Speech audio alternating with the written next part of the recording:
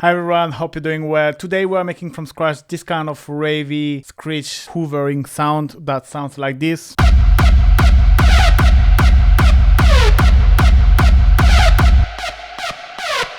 As usual, I made a rack with a different kind of preset.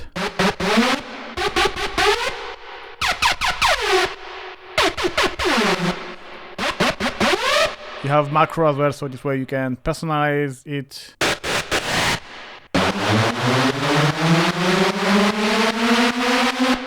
And yeah, before to go into sound design and recreate the rack from scratch, let me explain you quickly the macro, how it's work. So basically the first macro, it's a fold one. I add some folds, so this way you can get different tone without changing too much the original one. So you get something a little bit more hollow. Then you have attack, decay, sustain. So these are not your amp envelope. This is like the pitch. That's what's gonna do all the job. So obviously different attack will lead to your sound reacting differently. So for example, if I have like this, if I do a bit longer,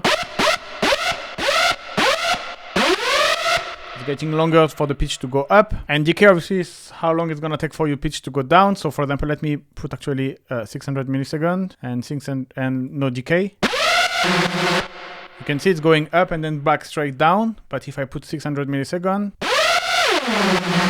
see it's going up and down. And the sustain, basically it's where your final pitch is gonna go. So if you put at 0, it's going straight back down to the original pitch. But if you bring the sustain to 100%, it's gonna go 2 octaves upper than your original note. So these 3 parameters really is what's gonna shape this type of sound. You can really experiment with, and you will get different results as well. The way you play is really important. I will talk about it at the end of the video, but like the MIDI pattern basically will affect as well a lot. And then I add some other macro to make it a little bit more original. For example, a pitch shifting one, which for example, if you want something a bit more darker, I've got the pitch modulation. This what it's gonna do is a slight LFO on the pitch. So it's gonna, you know, with this kind of sound, sometimes you have a pretty repetitive pattern with just one single note key. And this gonna add a slight little pitch modulation that's gonna really make the sound a little bit more interesting. So for example, I have this second preset here, which sounds like this.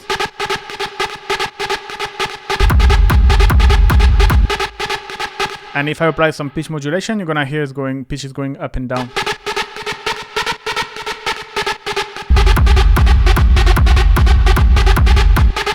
So you can be obviously a bit more subtle, that's really up to you, but that's great to add modulation. Then you have a filter one, which is kind of a classic low pass filter.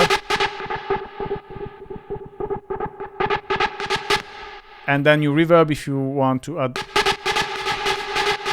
more reverb, or if you want to shut it down. I like to do this because if you want to add your own reverb, you can just like shut it down and then drop your own reverb there. All right, so let's recreate this preset from scratch. This rack, basically you need wavetable. As you could hear, the main characteristic of the sound is this kind of detune sawtooth. Here I've stayed with the basic and I choose the saw plus with detune, and usually around 60% it works well. I do the same with oscillator too. Again, the idea is to really have this very, very detune sound. So what we're gonna do is, here it's not detune at all, but if I detune this oscillator, you start to have this detune. You can actually slightly detune this one as well. And again, if you want to accentuate even more this detune, you're gonna change the unison to classic and bring up to 100%. And then the voices really depends. The more you go, the more it's kind of detune, but I found that when you go too extreme, it starts to be a bit too noisy and not clear, and I want to keep things a little bit more detailed and modern. So around 3-4 voices is perfect for me. You can put it in mono as well. Now on the rack, let me right click group. I had macro. I have the first macro, which was fold. And for that, you just go to your oscillator section and you go to modern and you map the fold. And you do the same for oscillator 2, modern, fold, map to macro 1 this way. We don't actually really need filter here. I'm gonna use another filter for the rack. I will explain you later why. And so we had this pitch modulation that I talked, but first we're gonna talk about the amp. So one thing important with the amp is you want to have the sound blasting at the full maximum straight away. So you want your attack to be at 0 milliseconds, so straight away attack. Decay doesn't matter because we're gonna bring the sustain straight up. So straight away you have your sound to the maximum. Now there is one thing that is very important, is to bring down the release to the minimum. This way when I release the note, you can hear how the sound is straight up stopping compared to how it was before. And this is very important because again, how we're gonna play the pattern for the sound, we have a lot of very repetitive notes and close to each other, and having this very sharp sound help with the groove and everything. Now, like I said, one of the characteristics of this sound is the pitch modulation. Basically having a very fast pitch modulation at the beginning of your sound. So we're gonna modulate the pitch, we're gonna select envelope 3, and we're gonna use 24 semitone. 24 semitone is a good average. You can do 12 semitone, you can do 36, 48 semitone, depending how much you want. But now you have your pitch modulation, it sounds like this. And here again, the attack, decay, and sustain, that's really what's gonna shape. So and even when you play very short, sometimes just the attack obviously is gonna change the original pitch. So yeah, we're gonna map these to macro 3, and 4. Now, another thing I've done, I removed the release as well, and I changed the slope of the attack to have something a bit more rounded. So which gives a more aggressive pitch modulation because obviously of the curve. You see it goes first very fast up, and then after the curve it's a little bit less strong. Now as extra, like I said, I had the pitch modulation with LFO, like a slow LFO, so we're gonna use LFO 1, modulating the pitch by 2 semitone. And you want something not retriggering, you want something like continuous, and I would say sync to the BPM. This obviously you can adjust the way you want, but with the rate at 4, this again you can obviously experiment, and I like to use the triangle more because it's a bit more direct up down. And yeah, this the amount we're gonna map to was macro 6 pitch mod. I'm gonna bring it down for now. All right, and now we're gonna give some extra processing. So first we talk about this detune effect, and I want to accentuate that because I feel in wavetable was not enough, even though when I was putting more voice I told you I didn't really like. So I'm gonna use pitch shifter. So here it's a shifter from Ableton, and bring down the windows, otherwise it sounds weird. And the thing is, the idea is to detune and play with the dry wet. So for example, if here I detune, but you cannot really hear it because the wet is at 100%. But if I start to bring down and to have like a 50-50%, you're gonna hear the detuning happening.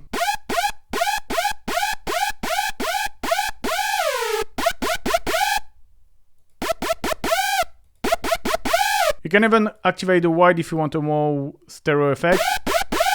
I prefer it to leave it like this now. And that's really accentuate the tune and the excitement of the sound. All right, now I'm gonna add a bit of like amp and distortion to beef up the sound. But first, I'm gonna add reverb before because you can hear the distortion better with a bit of reverb. So I'm just gonna put the reverb here. This is my default preset, and I will just put like the decay around 4-5 seconds. And maybe, yeah, the dry wet around 30% is enough. And yeah, so I'm gonna use two type of distortion. First, the amp. I like to use amp, especially with super sawtooth, because this amp really add this buzziness to the sawtooth. It add a bit of this aggressive sound, a bit noisy as well. And that's exactly what we want with this type of sound. So obviously, this is a bit too much, but you can first put in stereo, put maybe in rock mode. And I'm gonna actually leave everything how it is, and I'm just gonna reduce the dry wet because it's a bit too much now.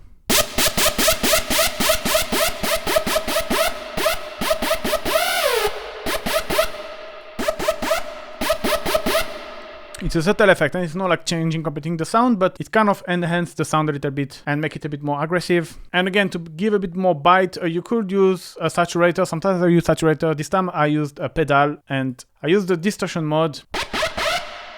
So here again, you can boost the mid treble because that's what we like the most. And one thing is great, it's important as well, is to play with the gain to really crank up the distortions, really to make the sound distorted. And you need to don't be too shy. We go up around there. So then it's maybe a bit too much here again. You know, we abuse a little bit, so we can reduce the dry wet.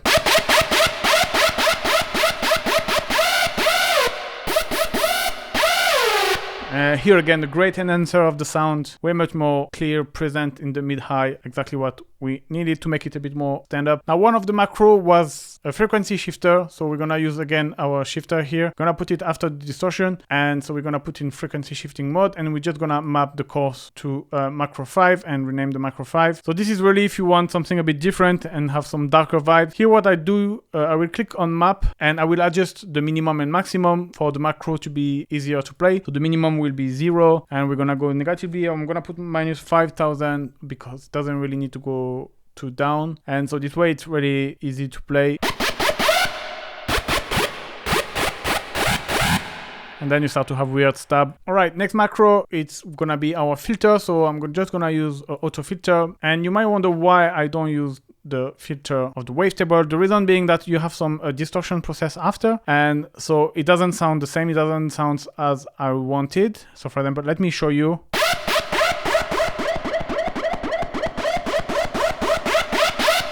You can see the filter sound is still distorted, and I don't want that actually. I don't want this. I want really like the sound to be muffled, like after processing. So for example, if you want to introduce your sound slowly, or if you want to remove it, like, or make some effect with the filter, that's better to put it here in the chain. You see how it's way much more smooth here. So yeah, macro 7. And then finally the last macro was the reverb. So I'm just gonna map the amount there. And then usually for this type of modern sound, I like to do some overall processing, kind of bus processing we can call. So I'm just gonna use the drum bus. I really love to use drum bus. And yeah, straight up compression. So maybe we can adjust the trim. I like to use crunch to add some extra mid harmonics. So here again, don't be shy, even if it's distorted, it's a bit aggressive, that's what we like. Maybe put in medium. You can have even more drive if you want. And here I would just use transient negatively to kind of tame a little bit the reverb. Because of the compression, it kind of brings up the reverb, and I use usually transient negatively to tame this reverb. It's kind of acting as gate, you know, like gate was shutting down the tail of the reverb. That does a kind of similar job. And yeah, we have our sound. So now I wanted to quickly talk about Midi pattern. I really recommend to put your grid in 16, and then you see playing this very short note. The cool thing with this type of synth, you can really play between short and long. You're gonna see how it's. You can really play with the length, and it's gonna really make the sound cool. You can pitch down or up as well. So you don't especially need long patterns, sometimes just like a few notes. It's work as well. And yeah, that's pretty much it for today. As usual, the rack is available for free, the link in the description. I will probably put a couple of MIDI patterns as well for you to play with. Hope you like this video. Thank you very much for watching and see you soon. Bye bye.